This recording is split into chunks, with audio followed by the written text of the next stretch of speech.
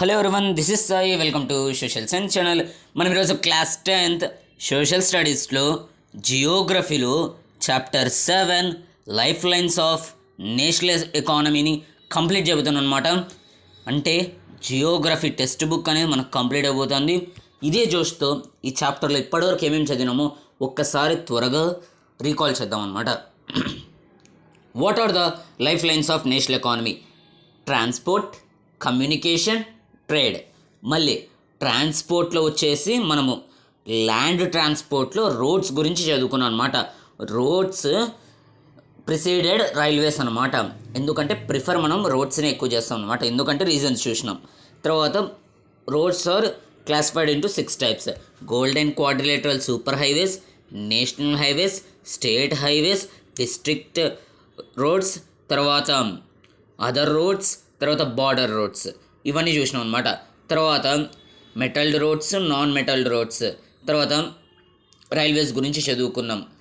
First train అనేది మనకు ఎక్కడి నుండి ఎక్కడి వరకు వెళ్ళింది? Mumbai to Thane 34 kilometres. ఎప్పుడు? 1853 అనమాట. తర్వాత ఏం చదువుకున్నాం? రైల్వేస్ అనేది మనకు కొన్ని డిసడ్వాంటేజ్ కావచ్చు ఫేస్ చేస్తుంది. ఎటువంటివంటే ప్యాసింజర్స్ టికెట్ లేకుండా ప్రయాణిస్తారు, తర్వాత రైల్వే ప్రాపర్టీని డిస్ట్రాయ్ చేస్తారు, అనవసరంగా చైన్ అనేది లాగుతారనమాట. దీనివల్ల సమస్యలు అనేది ఎదుర్కొంటుంది రైల్వే సెక్టర్ అనేది. తర్వాత మనం పైప్ లైన్స్ గురించి చదువుకున్నాం అనమాట. ఓకేనా? దాంట్లో మనం 3 పైప్ లైన్స్ గురించి చదువుకున్నాం. ఏవేవి? నాతో రిపీట్ చేయండి. Assam Digboi to Kanpur in Uttar Pradesh. Okay. సెకండ్ది ఎక్కడి నుండి చదువుకున్నాం? గుజరాత్లోని సలయా నుండి జలంధర్ పంజాబ్ వరకు చదువుకున్నాం అనమాట. అది సెకండ్ పైప్ లైన్. తర్వాత ఏమి? ముంబై హై అండ్ బెసిన్ నుండి మనకు ఒక పైప్ లైన్ అనేది వెళ్తుంది. ఆ పైప్ లైన్ పేరు హజీరా బిజైపూర్ జగదీష్పూర్ అనమాట. తర్వాత మనం వాటర్ వేస్ గురించి చదువుకున్నాం అనమాట. ఫస్ట్ దాంట్లో మనము ఇన్లాండ్ వాటర్ వేస్ గురించి చదువుకున్నాం. ఏవి? National water ways. ఏవేవి? ఫస్ట్ నేషనల్ వాటర్ వే గంగా, ఎక్కడి నుండి? అహ్మదాబాద్ నుండి హల్దియా వరకు. తర్వాత సెకండ్ది బ్రహ్మపుత్ర, ఎక్కడి నుండి? సదియా నుండి దుబ్రి వరకు. తర్వాత వెస్ట్ కోస్ట్ కెనాల్ కొట్టపూర్మ, కొల్లం, తర్వాత ఉద్యోగ మండల్, మళ్ళీ వచ్చేసి చంపకర కెనాల్. ఇది మనకు థర్డ్ అనమాట. ఫోర్త్ది వచ్చేసి ఏమి? గోదావరి, కృష్ణ, కాకినాడ, పుడుచ్చేరి అనమాట. తర్వాత ఏమి? ఈస్ట్ కోస్ట్ కెనాల్ అయినా బ్రాహ్మణి రివర్స్, మథాయి రివర్స్ మీద ఉండే ఒక వాటర్ వే అనమాట. ఇవి నేషనల్ వాటర్ వేస్. తర్వాత మనం ఏం చదువుకున్నాం? సీ పోర్ట్స్లో ఫస్ట్ ఏం చదువుకున్నాం? మ్యాప్ నుంచి రీకాల్ చేద్దాం. ఫస్ట్ది కాంద్లా సీ పోర్ట్, తర్వాత ముంబై సీ పోర్ట్, తర్వాత వచ్చేసి జవహర్లాల్ నెహ్రూ సీ పోర్ట్, తర్వాత వచ్చేసి మర్మగావో సీ పోర్ట్, తర్వాత న్యూ మంగళూరు సీ పోర్ట్, తర్వాత కొచ్చి సీ పోర్ట్, తర్వాత ట్యూటికోరిన్ సీ పోర్ట్, తర్వాత చెన్నై, తర్వాత విశాఖపట్నం, తర్వాత వచ్చేసి పారాద్వీప్ పోర్ట్, తర్వాత కోల్కతా పోర్ట్, తర్వాత హల్దియా పోర్ట్. మొత్తం 12 సీ పోర్ట్స్ అనేది మనం చదివినాం అనమాట. అర్థమవుతుందా? 12 సీ పోర్ట్స్ అనేది మనం చదివినాం. ఇప్పుడు మనము ఎయిర్వేస్ కూడా చదివేసుకున్నాం. ఎయిర్వేస్ ఏది? ట్రాన్స్పోర్ట్లో ల్యాండ్, వాటర్ అయిపోయింది. ఎయిర్వేస్ కూడా చదువుకున్నాం. దాంట్లో గవర్నమెంట్ది పవన్ హాన్స్ హెలికాప్టర్ లిమిటెడ్ గురించి చదువుకున్నాం అనమాట. నార్త్ ఇండియాలో హెలికాప్టర్స్ రేట్స్ అనేవి చాలా తక్కువ ఉన్నాయి. ఎందుకంటే అక్కడ ఫిజియోగ్రాఫిక్ ఫీచర్స్ వల్ల పీపుల్కి అందుబాటులో ఉండేట్టుగా ఎయిర్లైన్స్ని అందుబాటు చేసినారనమాట గవర్నమెంట్. తర్వాత ఇప్పుడు సెకండ్ పిల్లర్, ఈ చాప్టర్ యొక్క సెకండ్ లైఫ్ లైన్ అయిన కమ్యూనికేషన్ గురించి చదువుకుంటాం అన్నమాట. ఓకేనా? కమ్యూనికేషన్ అనేది ఒక కొత్త ఫినామినా ఏం కాదనమాట. అంటే కమ్యూనికేషన్ ఈరోజే మనం ఏం చేయట్లేదు అనమాట. కమ్యూనికేషన్ అంటే ఏమి? ఒక వ్యక్తి ఇంకొక వ్యక్తితో మాట్లాడడం అనమాట. అదేమి ఈరోజే జరుగుతుందంటే లేదు, ముందు కూడా జరిగేదన్నమాట. ముందు స్టార్టింగ్లో మనుషులు సైగలతో మాట్లాడుకున్నారు. 1, 2 అట్లా, ఇది అతినో అట్లా సైగలతో మాట్లాడుకున్నారు అనమాట. తర్వాత మాట్లాడడానికి వచ్చినాక మాటలతో మాట్లాడినారు. తర్వాత ఫోన్స్ ఇన్వెంట్ అయినాక ఫోన్లతో మాట్లాడుతున్నారు అనమాట. అలా కమ్యూనికేషన్ అనేది మనకు జరుగుతూనే ఉంది ప్రీవియస్లో, ఏన్షియంట్ టైంలో కూడా అనమాట. కాబట్టి అదేం నాకు న్యూ ఫినామినా ఏం కాదనమాట. Ever since humans appeared on the earth they have used different means of communication. ఈ భూమి మీద మనుషులు పుట్టినప్పటి నుండి డిఫరెంట్ మీన్స్ ఆఫ్ కమ్యూనికేషన్ అనేది వాడుకున్నారనమాట. But the pace of change has been rapid in modern times. కానీ ఏన్షియంట్ టైమ్స్లో కమ్యూనికేషన్ జరుగుతుంది, నేను ఒప్పుకుంటాను. కానీ అంత స్పీడ్గానే జరగదన్నమాట. ఇప్పుడు ఒక వ్యక్తి ముందు ఆంధ్రప్రదేశ్ ఉందనుకుందాం. ముందు ఆంధ్రప్రదేశ్లో ఉన్న వ్యక్తి తన రిలేటివ్తో మాట్లాడాలి. అతడు ఎక్కడున్నా ఢిల్లీలో ఉన్నాడు, అర్థమవుతుందా? అతనితో మాట్లాడాలి అంటే ఒకటి అతడే ఢిల్లీకి వెళ్ళాలి, లేకోకుంటే లెటర్ రాసి పంపించాలన్నమాట. ఆ లెటర్ ఎప్పుడు చేరుతుంది? ఒక 30-20 రోజులకి అట్లా చేరుతుందన్నమాట. మళ్ళీ వాడి రిప్లై రావడానికి ఒక 30-20 రోజులు పడుతుందన్నమాట.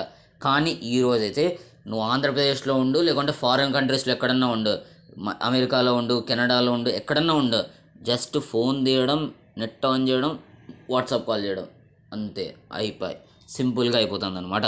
అంటే మనకు ఏన్షియంట్ టైంలో కమ్యూనికేషన్ అనేది ఉంది, అర్థమవుతుందా? కమ్యూనికేషన్ అనేది ఉంది, కానీ అంత ర్యాపిడ్గా అంత స్పీడ్గా అనేది లేదనమాట.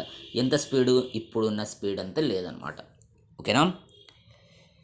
Long distance communication is far easier without physical movement of the communication or receiver. మనం చాలా దూరంలో ఉన్న వారితో కూడా మాట్లాడగలం అనమాట. ఇప్పుడు ట్రాన్స్పోర్ట్ అనేది జరగాలి అంటే నీకు సవ్యంగా కమ్యూనికేషన్ అనేది ఒక బేస్ అనమాట. ఎందుకు? ఇండస్ట్రీ నుండి వస్తువులని, కమోడిటీస్ని మనం షాప్స్ వరకు చేర్చాలి అంటే ఇండస్ట్రీ యొక్క వ్యక్తి షాప్ వ్యక్తితో మాట్లాడుకోవాలి. నీకు ఎంత కావాలి, ఈ రేటుకి అమ్ముతాను, కొనుక్కుంటావా, బండి నువ్వు పంపిస్తావా, నేను పంపిలా, ఇలా మాట్లాడుకుంటారు. అది అట్లా మాట్లాడుకోవాలి. చేసినది ఎవరు? కమ్యూనికేషన్ అనమాట. ఒకవేళ కమ్యూనికేషన్ లేకపోతే వాళ్ళు మాట్లాడుకునే వాళ్ళు కాదు, వాళ్ళు మాట్లాడకపోతే ట్రాన్స్పోర్టేషన్ ఉండేది కాదు, ట్రాన్స్పోర్టేషన్ లేకపోతే ఎకానమిక్ డెవలప్మెంట్ అనేది ఉండేది కాదు అనమాట. ఇలా జరిగేదన్నమాట మనకు. తర్వాత personal communication and mass communication. ఇప్పుడు కమ్యూనికేషన్ అనేది మనకు 2 టైప్స్లో ఉంది. పర్సనల్ కమ్యూనికేషన్ అంటే ఏమి? మనం ఏదైతే కమ్యూనికేషన్ పర్సనల్గా చేస్తామో దాన్ని మనం పర్సనల్ కమ్యూనికేషన్ అంటాం అన్నమాట. ఎగ్జాంపుల్తో చెప్పండి అంటే, ఫర్ ఎగ్జాంపుల్, నువ్వు మీ యొక్క పేరెంట్స్తో లేకపోతే మీ ఫ్రెండ్స్తో మాట్లాడాలనుకున్నాం. ఓకేనా? నువ్వు మీ ఫ్రెండ్ రాహుల్కి ఫోన్ చేసి మాట్లాడతావు, అది పర్సనల్ కమ్యూనికేషన్ అనమాట. ఒకవేళ మీ ఫ్రెండ్స్ అందరితో ఏ సినిమాకి పోదామని మాట్లాడాలనుకుంటే కాన్ఫరెన్స్ కాల్తో మాట్లాడతాం అనమాట, అది మాస్ కమ్యూనికేషన్ అనమాట.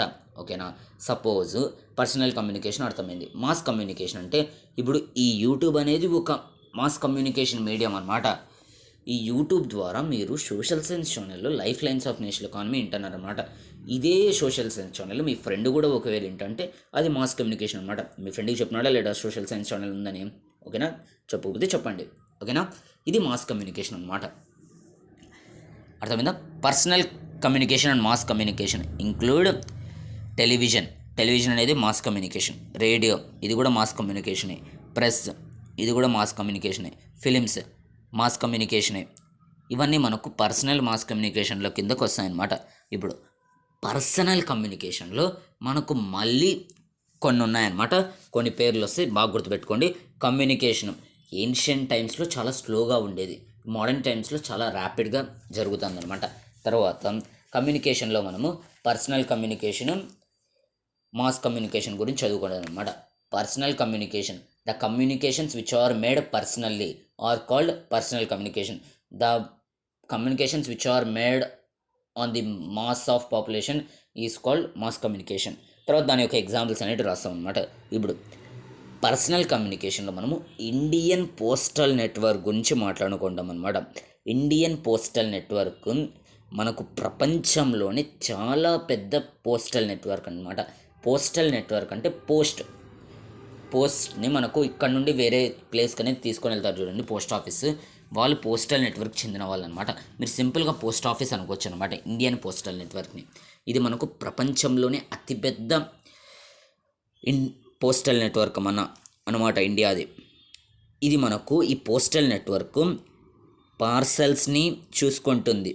తర్వాత ఏవైతే లెటర్స్ ఉంటాయో, ఒకరు రాసిన లెటర్ ఇంకో దగ్గర వరకు చేర్చాలి అంటే ఆ పని కూడా మనకు ఈ పోస్టల్ నెట్వర్క్ అనేది చూసుకుంటుంది అనమాట. మళ్ళీ ఈ పోస్టల్ నెట్వర్క్లో 2 టైప్స్ ఉన్నాయన్నమాట.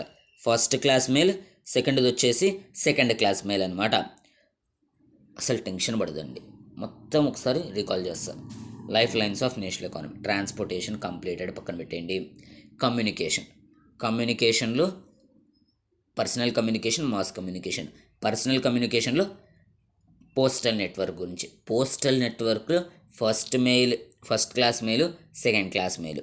ఫస్ట్ క్లాస్ మెయిల్లో మనకు ఈ కార్డ్స్ కావచ్చు, గ్రీటింగ్ కార్డ్స్ రాసి పెడతా ఉంటాం మనకు లెటర్స్లో, పోస్ట్ లెటర్స్లో అట్లా. తర్వాత ఎన్విలాప్స్, మనీ ఆర్డర్ అంటూ ఉంటాం, అది మనకు ఫస్ట్ క్లాస్ మెయిల్ అనమాట. అలాగే ఈ first class mail, money orders అనుకోండి, ఇప్పుడు మీరు ఆంధ్రప్రదేశ్లో ఉన్నారు, మీ యొక్క డబ్బుల్ని మనీ ఆర్డర్ చేద్దాం అనుకుంటున్నారు, కానీ ఇప్పుడు ఎవరు చేయరు అనుకోండి, చెప్తాను ఎగ్జాంపుల్.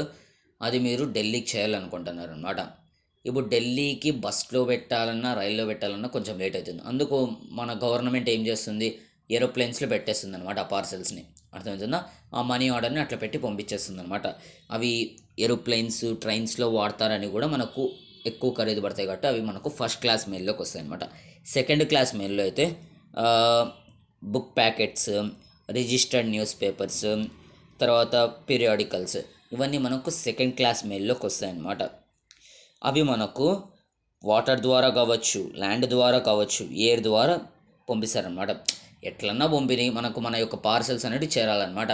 ఇది మనకు పర్సనల్ కమ్యూనికేషన్లో, పోస్టల్ నెట్వర్క్లో first class mail, second class mail అనమాట. తర్వాత మాస్ కమ్యూనికేషన్ గురించి వద్దాం అనమాట. ఓకేనా? మాస్ కమ్యూనికేషన్ గురించి వచ్చే ముందు మనకి ఇంకా కొంచెం డేటా అనేది ఉందన్నమాట, దాని గురించి చదువుకుందాం. They are carried by surface mail covering land and water support. చెప్పినా కదా, ల్యాండ్, వాటర్, ఎయిర్ ద్వారా కూడా మనకు ట్రాన్స్పోర్ట్ అనేది చేస్తారనమాట. ఈ యొక్క పోస్టల్ నెట్వర్క్ని ఇంకా బలపరిచేకి ఒక 6 మెయిల్ ఛానల్స్ అనేటివి క్రియేట్ చేసినారనమాట మన ఇండియా గవర్నమెంట్, టౌన్స్లోని, సిటీస్లోను. అవి ఏవేవి అంటే రాజధాని ఛానల్ ఒకటి, మెట్రో ఛానల్, తర్వాత green channel, business channel, bulk mail channel, periodical channel. ఏవేవి? రాజధాని ఛానల్, తర్వాత మెట్రో ఛానల్, తర్వాత green channel, business channel, periodical channel, bulk mail channel. ఇవన్నీ మనకు గవర్నమెంట్ 6 మెయిల్ ఛానల్స్ అనేది క్రియేట్ చేసింది. ఎందుకంటే ఇంకా పోస్టల్ నెట్వర్క్ని బలపరిచేయకనమాట. ఓకేనా? ఇంకా మాస్ కమ్యూనికేషన్లో వచ్చేసి, మాస్ కమ్యూనికేషన్ చదివే ముందు పర్సనల్ కమ్యూనికేషన్లోనే మనము టెలికాం గురించి చదువుకుందాం అనమాట. టెలికాం అంటే ఫోన్. ఓకేనా? టెలిఫోన్.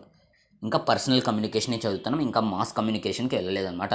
పర్సనల్ కమ్యూనికేషన్లో postal network, first class mail, second class mail, తర్వాత 6 మెయిల్ ఛానల్స్ అనేవి క్రియేట్ చేసినట్టు వాటి గురించి చదువుకుందాం. Suppose business channel, bulk mail channel, periodical channel, Rajdhani channel, ఇవన్నీ చదువుకొని వచ్చినాం అన్నమాట.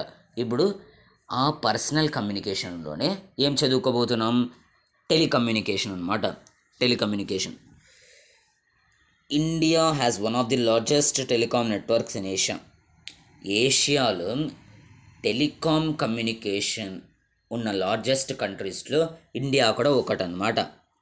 Excluding urban places, more than 2/3 of the villages in India have already been covered with subscriber trunk dialing STD. ఇప్పుడు మన యొక్క జియో కంపెనీ వాళ్ళు కావచ్చు, తర్వాత ఎయిర్టెల్ కంపెనీ వాళ్ళు కావచ్చు, వాళ్ళ యొక్క సెల్ ఫోన్ టవర్స్ కావచ్చు, వాళ్ళ యొక్క బిజినెస్ కావచ్చు, ఈ విలేజెస్ వరకు కావచ్చు, రూరల్ విలేజెస్ వరకు కావచ్చు, రిమోట్ ఏరియాస్ వరకు తీసుకొని వెళ్ళలేరు కాబట్టి ఆ రూరల్ విలేజెస్లో మనకు గవర్నమెంటు ఎస్టీడీస్ని ఏర్పాటు చేసింది అనమాట. ఈ పేరు చాలామంది వింటారనమాట.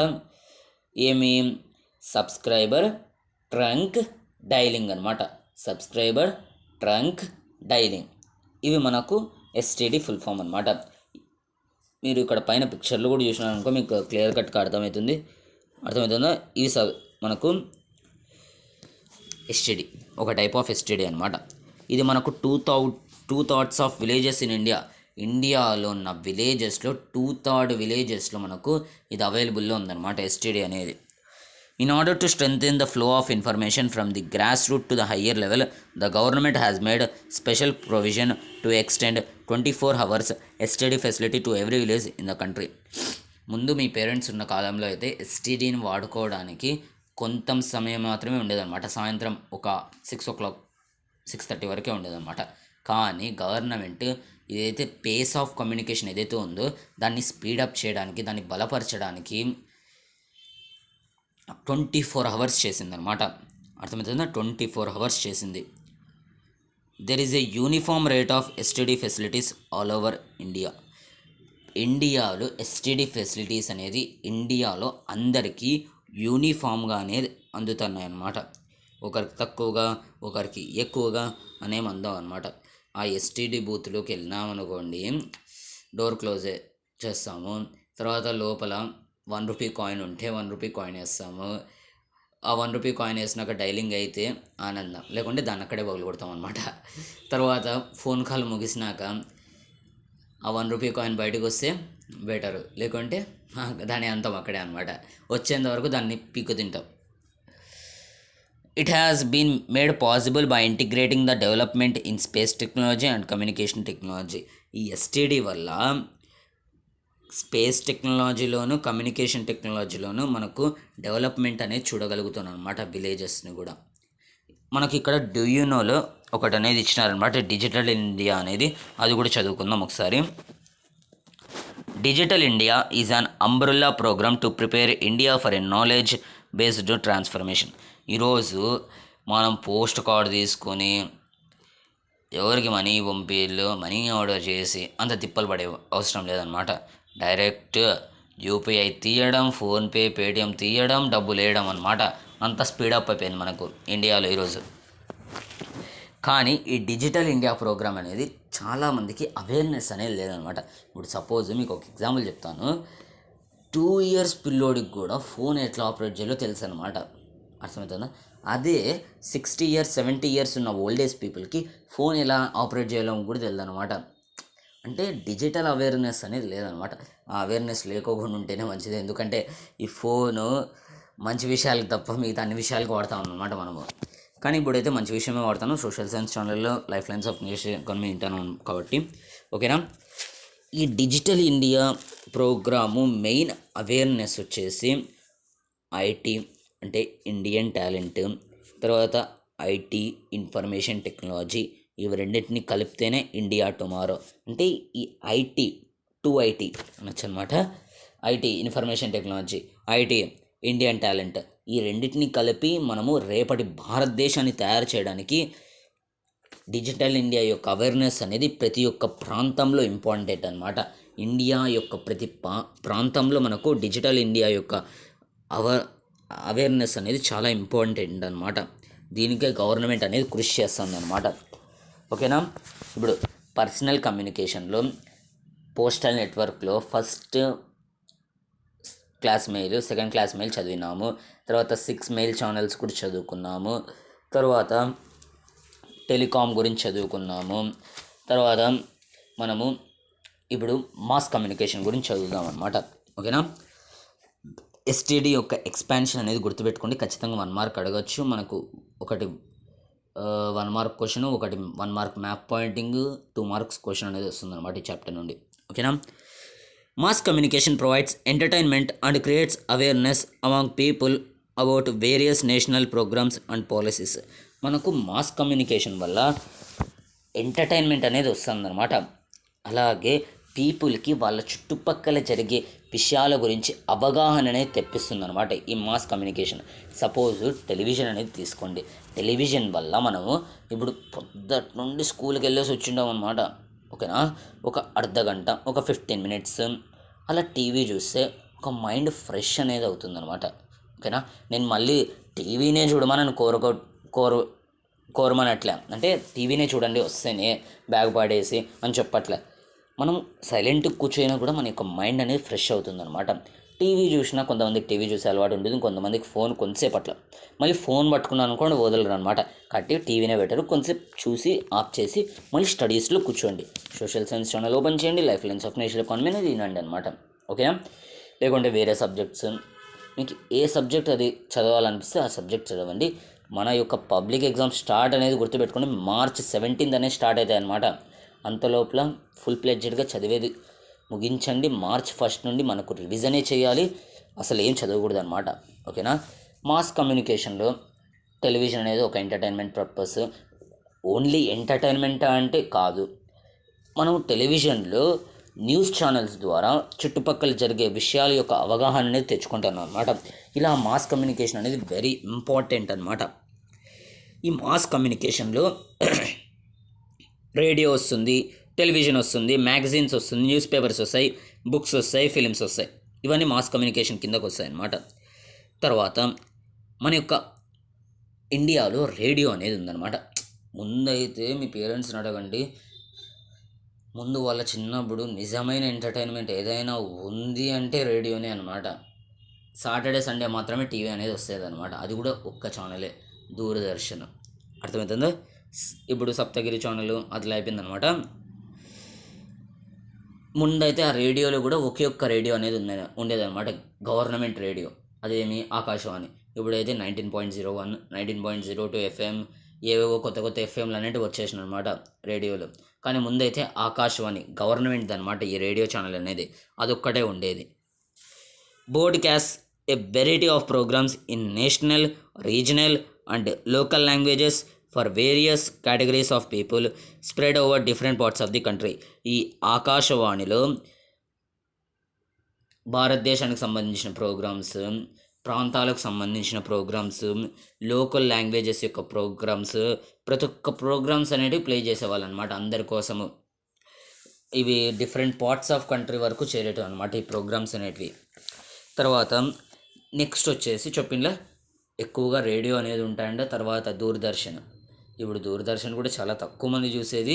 దూరదర్శన్ కూడా ఎవరు చూస్తారంటే ఎక్కువగా ఎవరైతే మనకు సివిల్ సర్వీస్ ఎగ్జామినేషన్స్, గవర్నమెంట్ ఎగ్జామ్స్కి ప్రిపేర్ అవుతున్నారు, దాంట్లో మనకు గవర్నమెంట్ సంబంధించిన న్యూస్ ఎక్కువగా వస్తుంది కాబట్టి దాన్ని ఎక్కువగా ఫాలో అయ్యేవాళ్ళు. మిగతా దాంట్లో కూడా ఫాలో అవుతూ ఉంటారు.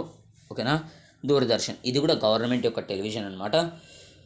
Is one of the largest terrestrial networks in the world. ప్రపంచంలో టెరెస్ట్రియల్ నెట్వర్క్స్లో మన భారతదేశం కూడా ఒకటనమాట దూరదర్శన్. ఓకేనా. It broadcast a variety of programmes from entertainment, educational to sports etcetera. ఆ దూరదర్శన్లో మనకు ఎంటర్టైన్మెంట్ ప్రోగ్రామ్స్ వచ్చేటివి.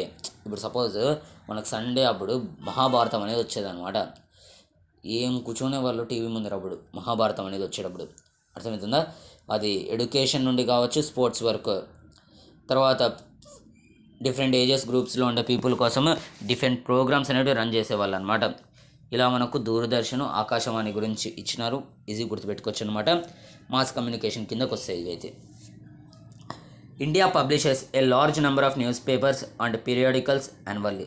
ఇండియాలో న్యూస్ పేపర్స్ అనేటివి చాలా మొత్తంలో ప్రింట్ అవుతాయి అన్నమాట. ఎందుకంటే ఈనాడు ఉంది, ఆంధ్రజ్యోతి ఉంది, సాక్షి ఉంది, తర్వాత ద ఇండియన్ న్యూస్ పేపర్ ఉంది, ద హిందూ ఉంది, ఎన్ని న్యూస్ పేపర్స్ ఉన్నాయి.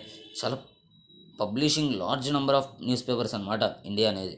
They are of different types depending upon the periodicity.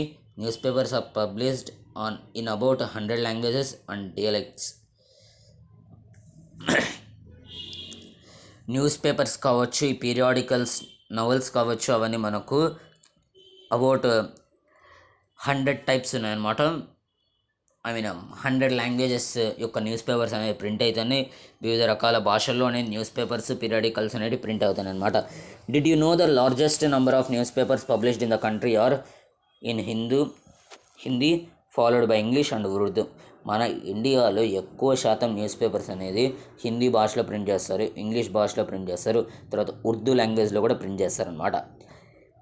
ఇది న్యూస్ పేపర్ సంబంధించి. తర్వాత ఫిలిమ్స్ గురించి వస్తే, India is the largest producer of feature films in India.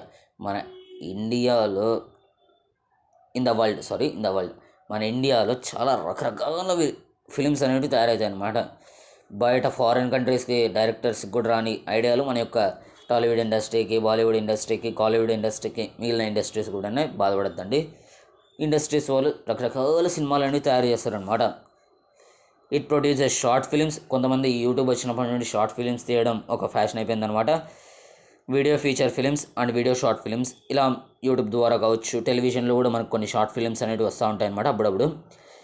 ఈ సినిమాలన్నిటినీ మనకు central board of film certification అనేది చూస్తూ ఉంటుందన్నమాట. ఎలా ఈ central board of film certification సినిమాలో ఏవైనా అడల్ట్ సీన్స్ ఉంటే 18+, పిల్లలు కూడా చూసే సీన్స్ కాకపోతే ఓన్లీ పెద్దోళ్ళు అందరూ చూడొచ్చు అంటే అలా సర్టిఫికేటు, ఇలా సర్టిఫై చేయడానికి సినిమాల్ని మనకు central board of film certification అనేది ఉందన్నమాట.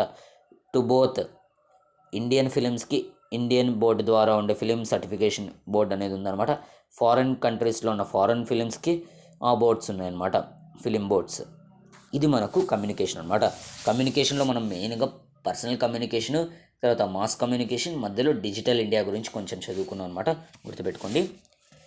ఇప్పుడు last life line of national economy, that is trade, international trade. First నా మాటలు వినండి.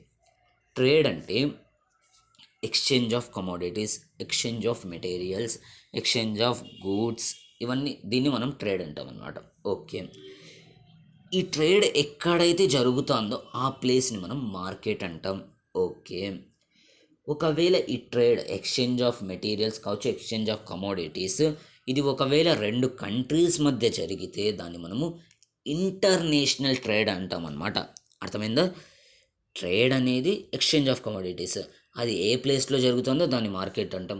ఒకవేళ ఈ ఎక్స్చేంజ్ ఆఫ్ కమోడిటీస్ 2 కంట్రీస్ మధ్య జరిగిందనుకో దాన్ని మనం ఇంటర్నేషనల్ ట్రేడ్ అంటాం అన్నమాట. అర్థమైందా? ఆ ఇంటర్నేషనల్ ట్రేడ్ గురించి మనం ఇప్పుడు చదువుకోబోతున్నాం. The exchange of goods among people, states and countries ఈ రెఫర్ టు యాజ్ ట్రేడ్. ఒకవేళ మన ఇండియా లోపలే స్టేట్స్ మధ్య ఒకవేళ ఏదైనా ఎక్స్చేంజ్ ఆఫ్ మెటీరియల్స్, కమోడిటీస్ జరుగుతూ ఉంటే దాన్ని ఉత్త ట్రేడ్ అంటాం. అదే ఒకవేళ మనకు 2 కంట్రీస్ మధ్య జరిగిందనుకో దాన్ని మనం ఇంటర్నేషనల్ ట్రేడ్ అంటాం అన్నమాట. ఇది మనకు సముద్రం మీద కావచ్చు, గాల్లో కావచ్చు, భూమి మీద కూడా కావచ్చు అనమాట ఈ ట్రేడ్ అనేది. While local trade is carried in cities, towns and villages. మనకు లోకల్ ట్రేడ్ అనేది ఎక్కువగా సిటీస్, టౌన్స్, విలేజెస్లో మనకి ఎక్కువగా జరుగుతుంది అనమాట. అదే స్టేట్ లెవెల్ ట్రేడ్ అయితే 2 స్టేట్స్ మధ్య జరుగుతుంది. అదే ఇంటర్నేషనల్ ట్రేడ్ అంటే 2 కంట్రీస్ మధ్య జరుగుతుంది.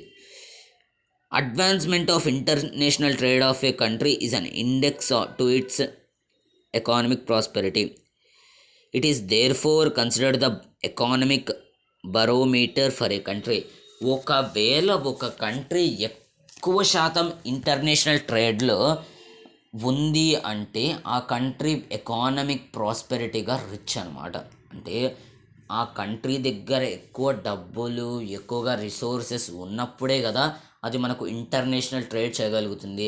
ఇంటర్నేషనల్ ట్రేడ్ చేస్తుంది అంటే అది ఎకానమిక్ ప్రాస్పెరిటీలో రిచ్గా ఉన్నట్టు అనమాట. అర్థమవుతుందా? ఇది ఒక ఇండెక్స్గా, బ్యారోమీటర్గా చూస్తారనమాట, ఎకానమిక్ బ్యారోమీటర్గా ఒక కంట్రీకి. As the resources are space bound, no country can survive without international trade. ఒకవేళ ఇంటర్నేషనల్ ట్రేడ్ అనేది లేదనుకుందాం, ఈ లోకం అనేది అస్తవ్యస్తమవుతుందన్నమాట. ఎందుకు అస్తవ్యస్తమవుతుందంటే మన ఇండియాలో అగ్రికల్చర్ ప్రకారంగా, మిగిలిన ప్రకారంగా బాగానే ఉన్నాం. కానీ మన ఇండియాలో ఈ క్రూడ్ ఆయిల్ రిజర్వ్స్ కావచ్చు, పెట్రోలియం రిజర్వ్స్ కావచ్చు, కోల్ ఇదేంది న్యాచురల్ గ్యాస్ రిజర్వ్స్ కావచ్చు, ఇవన్నీ మన ఇండియాలో చాలా తక్కువ ఉన్నాయన్నమాట. అదే ఇంటర్నేషనల్ ట్రేడ్ లేకోకుంటే మనం వాటిని వేరే కంట్రీస్ నుండి దిగుమతి చేసుకునే వాళ్ళు కాదనమాట. అప్పుడు మన ఇండియా అనేది చాలా సఫర్ అవ్వాల్సి ఉంటుంది. స్పేస్ బౌండ్ అంటే రిసోర్సెస్ అనేది ఒక్కొక్క చోట ఒక్కొక్క రకంగా ఉంది. దీనివల్ల ఇంటర్నేషనల్ ట్రేడ్ ఉండడం చాలా ఇంపార్టెంట్ అనమాట, చాలా ముఖ్యం అన్నమాట. Export and import are the components of trade. What are the components of trade? Export and import. మన కంట్రీ నుండి బయట దేశాలకి ఏమన్నా వస్తువులు వెళ్తున్నాయి అంటే దాన్ని ఎక్స్పోర్ట్ అంటాం అనమాట. ఓకేనా? అదే వేరే దేశాల నుండి మన కంట్రీలోకి ఏమైనా మెటీరియల్స్, కమోడిటీస్ వస్తున్నాయి అంటే దాన్ని ఇంపోర్ట్ అంటాం అనమాట. ఏమంటాం? ఇంపోర్ట్ అంటాం అనమాట. These are the components of trade. The balance of a trade of a country is the difference between its export and import. ఇప్పుడు ఒక కంట్రీలోకి 50 రూపాయల సరుకు అనేది వస్తుందనుకో, అదే కంట్రీ వేరే దేశాలకి 100 రూపాయల సరుకు అనేది పంపిస్తుందనుకో, అప్పుడు ఈ కంట్రీ యొక్క ట్రేడ్ అనేది బ్యాలెన్స్గా ఉందన్నమాట. ఇది మనం ఎలా చెప్పగలము అంటే, ఈ కంట్రీకి ఇప్పుడు 50 రూపాయలు అనేది లాభం వచ్చిందనమాట. అర్థమవుతుందా? ఎట్లా 100 - 50 ఎక్స్పోర్ట్స్ మళ్ళీ ఇంపోర్ట్స్ మధ్య ఉన్న డిఫరెన్స్ మనకు ఆ కంట్రీ యొక్క బ్యాలెన్స్ ట్రేడ్ గురించి ఎక్స్ప్లెయిన్ చేస్తుందన్నమాట. దీంట్లో మనకు ఫేవరబుల్ బ్యాలెన్స్ ట్రేడ్ అనేది ఉంది, అన్ఫేవరబుల్ బ్యాలెన్స్ ట్రేడ్ అనేది కూడా ఉందన్నమాట. ఓకేనా?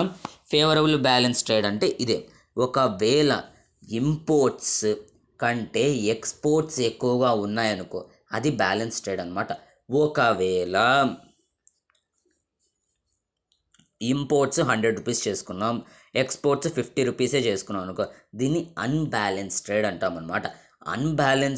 అన్ఫేవరబుల్ ట్రేడ్లో మనకు ఏమొస్తుంది, ఏది ఎక్కువగా ఉంటుంది, ఇంపోర్ట్స్ ఎక్కువ ఉంటాయి అన్నమాట యాజ్ కంపేర్ టు ఎక్స్పోర్ట్స్. అదే ఫేవరబుల్ బ్యాలెన్స్ ట్రేడ్లో మనకు ఎక్స్పోర్ట్స్ ఎక్కువగా ఉంటాయి అన్నమాట. కన్ఫ్యూజ్ అవ్వద్దండి. ఫస్ట్ ఫేవరబుల్ బ్యాలెన్స్ ట్రేడ్ గురించి చదువుకుందాం అనమాట. When the value of exports exceeds the value of imports. ఒకవేళ ఇంపోర్ట్స్ కంటే ఎక్స్పోర్ట్స్ యొక్క వాల్యూ అనేది ఎక్కువగా ఉందనుకో, అప్పుడు అది మనకు ఫేవరబుల్ బ్యాలెన్స్ ఆఫ్ ట్రేడ్ అంటాం అనమాట. అదే ఒకవేళ ఇంపోర్ట్స్ మనకు తక్కువగా ఉండి అన్ఫేవరబుల్ బ్యాలెన్స్ ఆఫ్ ట్రేడ్ అంటే ఇంపోర్ట్స్ ఎక్కువగా ఉండి ఎక్స్పోర్ట్స్ తక్కువగా ఉన్నాయనుకో, దాన్ని మనము అన్ఫేవరబుల్ బ్యాలెన్స్ ఆఫ్ ట్రేడ్ అంటాం అనమాట. ఫస్ట్ మీకు ఇక్కడ ఎక్స్ప్లెయిన్ చేస్తాను, వినండి. బ్యాలెన్స్ అంటే ఇంపోర్ట్స్ లెస్, ఎక్స్పోర్ట్స్ ఎక్కువ. ఓకేనా? అన్ఫేవరబుల్ బ్యాలెన్స్ ఆఫ్ ట్రేడ్ అంటే ఇంపోర్ట్స్ ఎక్కువగా, ఎక్స్పోర్ట్స్ తక్కువగా. ఇప్పుడన్నా క్లారిటీ వచ్చిందా కొంచెమైనా? ఇది మనకు 2 టైప్స్ ఆఫ్ ట్రేడ్ అనమాట. దేని ప్రకారంగా? On the basis of imports and exports. ఓకేనా? India has trade relations with all the major trading blocks and all geographical regions of the world.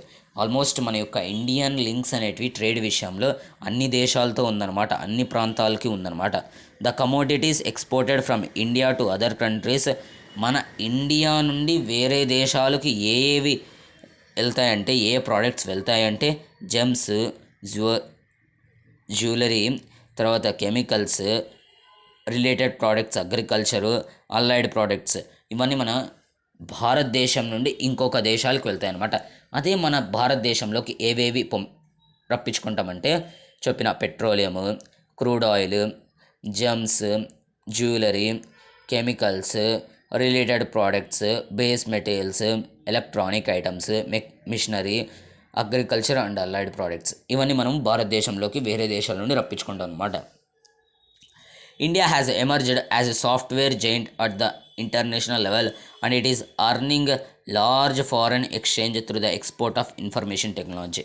మన ఇండియాలో సాఫ్ట్వేర్స్ బాగా పనిచేస్తారనమాట, బ్లడ్ పెట్టి పనిచేస్తారనమాట. మన ఇండియాలో పనిచేసేలాగా సాఫ్ట్వేర్స్ వేరే దేశాల్లో ఎక్కడా పనిచేయరనమాట. అందుకే మన ఇండియాని సాఫ్ట్వేర్ జైంట్ అన్నాం అనమాట. మన ఇండియా నుండి ఇన్ఫర్మేషన్ టెక్నాలజీ అనేది చాలా ర్యాపిడ్గా ఎక్స్పోర్ట్ అవుతుంది అనమాట ఎక్కువగా. ఎందుకంటే మన ఇండియాలో సాఫ్ట్వేర్స్ బాగా పనిచేస్తున్నారు అనమాట. అందుకే వాళ్ళకి ఎక్కువ జీతాలు అనేది కూడా ఇచ్చేది, ఊరికే ఏం కాదు, అంత బాగా పనిచేస్తున్నారు కాబట్టి. ఇంకా లాస్ట్ పిల్లర్ అయిన ట్రేడ్లో, లాస్ట్ లైఫ్ లైన్ అయిన ట్రేడ్లో టూరిజం కూడా ఒక ట్రేడ్ అనమాట. ఎట్లయితే వస్తువులు వస్తున్నాయో పీపుల్ కూడా ఒక చోటు నుండి ఇంకో చోటుకి వెళ్తున్నారనమాట.